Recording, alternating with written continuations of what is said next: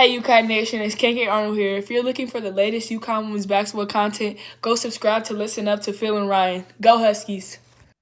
Wednesday, August 21st, 2024. Rye has safely returned from Tennessee, and we are back on Listen Up. Ryan, thank you so much for joining me on this Wednesday morning, waking up with Phil and Rye right here on Listen Up. I want to shout out to all the school kids today up here at Frederick County Public Schools. It's what it's called, Ryan. And the reason I bring that up is because that's just another big sign that November is nearing. And you know what November is, Ryan. All right. Now, I'm not talking about Thanksgiving. You know what I'm talking about, and everybody else. So, hey, let us know when the school kids go back in UConn. But not only that, Ryan, college students, I see them packing up, unpacking when I drive by different campuses. Again, another big sign, Ryan, that fall is in the air and November is coming very quickly. I hope you're ready. I hope everybody else is. Shout out to all the teachers and the students. We hope they have another successful school year. Talk about success, Ryan. I know you have some news for us this morning, and we're going to dive right on into it. We promised them we would bring them a WNBA episode featuring former Huskies. Well, not featuring actually on the show, but talking about the former Huskies that are now in the W. I know one young lady is leading in rebounds and blocks in her respective with her respective franchise. And then two other teams, two other different ladies, are in prime positions to make the WNBA playoffs. And I feel like you said it right. It is a perfect time to talk about because the playoffs are right around the corner. And you and I think everybody should get hyped up just as much as we do for March Madness as we do for WNBA. Yeah, and especially with them just recently coming off their little break, obviously with the Olympics, and congratulations to the USA women's team for winning the gold, and obviously the men's too. So both Yeah. the men's and women's at the Olympics, killing it. They put on a show, both of those teams. So congrats to them. And Diana Taurasi gets yet another gold medal. So really excited for her. But I'll start with Dorka Juhasz on the Minnesota Lynx, her second season, of course, and unfortunately, it has been kind of a down season compared to her rookie campaign. She was given a lot more chances to start as a rookie. This season, however, Dorka has only started in 6 games with the Lynx, but she still averages about 18 minutes off the bench, so at least she still is getting decent minutes off the bench. 6 points and 4 rebounds a game she's averaging, so it's not terrible, but Dorka is not getting as much playing time as she was last year. But Minnesota, like you mentioned, is sitting nicely in that third overall spot in the league and looking to make a playoff push this year with another former Husky, Nafisa Collier, who also was on that gold medal winning team. She's having an incredible season with the Lynx this year. So rooting pretty hard for not only Dorka, but Nafisa to do pretty good, especially in the playoffs this season. Now moving on to Nika and the Seattle Storm. It's not been a bad season for Seattle. They're sitting at fifth overall, so again, likely going to get a playoff spot. But for Nika, it's kind of been a rough rookie year in terms of playing time. She's only played in 13 games, and only played a total of 34 minutes on the entire season. So Nika doesn't really have many stats yet in her rookie season, but she did play 20 minutes all the way back at the beginning of the season in a preseason game and got 6 points, 3 rebounds, and 2 assists. So, with that being said, I think that her roster spot is secure for a while on Seattle. I think they're excited to see what Nika can become for them and bring to the table in the upcoming years. And finally, Aaliyah Edwards and the Washington Mystics.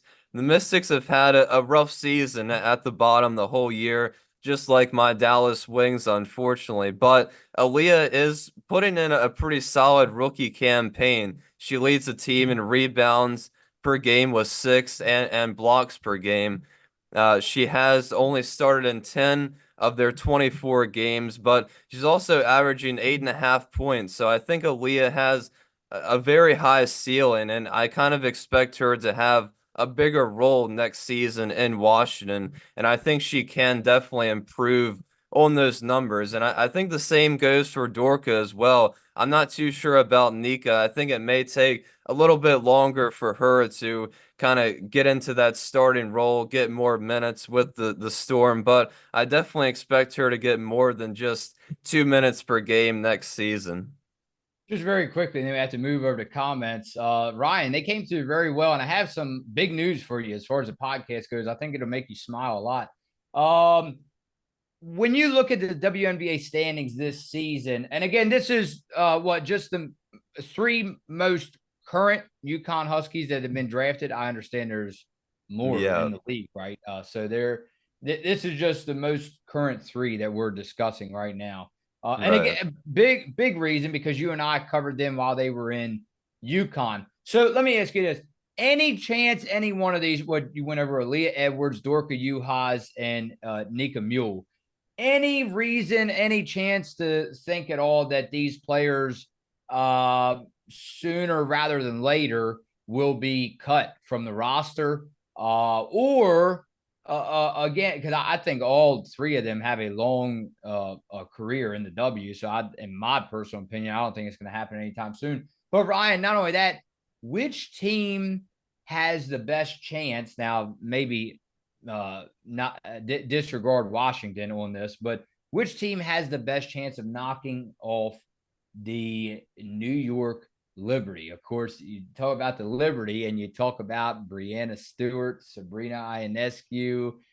So Ryan, but I think in the back of Ryan's mind, he's thinking, man, I love to see my favorite Husky of all time, Nika Muhl, do it all. Yeah. Yeah, I've really been rooting for her this season, but like I said, she hasn't really gotten too many chances. But like I said, I think, I mean, obviously Aaliyah and Dorka, I think they're pretty secured on their teams. I wouldn't be surprised at all if they both are starting, coming on in their starting roles next season for the Link and for the Mystics. So I think they're definitely pretty secure. In terms of Nika, obviously, like I said, she hasn't really gotten too many minutes this season, but I think her spot is secure. I think it's going to be a little tough for her to kind of get more minutes, but I do kind of expect her to see the floor a little bit more next season with the Storm, and hopefully she can kind of work her way up from there and eventually see a starting role at some point with Seattle. But you know, I think it's going to be tough to knock off the New York Liberty. Obviously, the Aces slipping a little bit. I believe they're in fourth, right behind the Minnesota Lynx right now in the standings. But yeah, the Liberty look pretty solid with their big three and Stewie, Ionescu. So I think they're going to be tough to beat. But of course, we can't forget about the back-to-back champ Aces sitting there in fourth in the standings. Yeah, just because you're not number one doesn't mean you can't finish on top, Ryan, when it's all said and done. So, Ryan, your message for them. I haven't checked in a few days. I'm guilty of this, but hey, that does not mean that we don't care because we still love you all a lot. And Ryan, it really blew my mind to see the subs are at 2.3, not 2.3, 2.31. All right, Ryan. So they must have came through very well. They wanted to surprise Ryan while he was in Tennessee. So thank you a lot. Ryan, these are comments from the Paige Beckers Rock's new hairstyle. But before we get into that, I know you have a message for them about subscribers. Yeah, well, of course, with that being said, let's get it up to 2.32 now. You know how we do going up just baby steps 100 at a time. So, of course, like, comment, subscribe, all that good stuff. And let's get to 2.32. All right, here we go. I love this one. Jason said, Jason D'Amico, our regular, I don't care what color Paige's hair is, just as long as she stays healthy. Have a safe trip, Rye. Peace. Yeah, ain't that the truth? We're all praying for not only Paige, of course, but for the whole team to just stay as healthy as can be this season because we've dealt with too many injuries these past 3 years, that's for sure. So being healthy this season for the whole entire team would be really nice to see. How about this, Ryan? Teapot, hello from the UK, not USA, Ryan, UK.